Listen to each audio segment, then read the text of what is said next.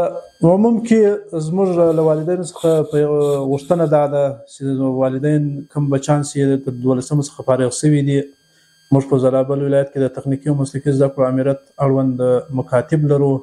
هغه مسلکي استادان لري، مسلکي کادرونه لري او دلته مسلکي زده کړې ورکول کېږي.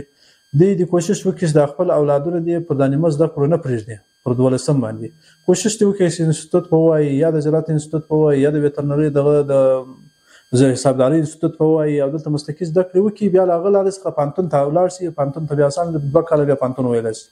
نو دلته د کوشش ته دې وکړي چې په دا نیمه زده کړو د خپل اولادونه نه پرېږدي. او دغه لیسې چې که کومې لیسې زموږ لیسې لرو یا انسټیټوتونه لرو، دا که د والدین یا د خلک زموږ سره همکاري ونه کړي، موږ د دې خلکو په همکارۍ سره محروم سو. زموږ لیسې او زموږ انسټیټوتونه به فلج شي.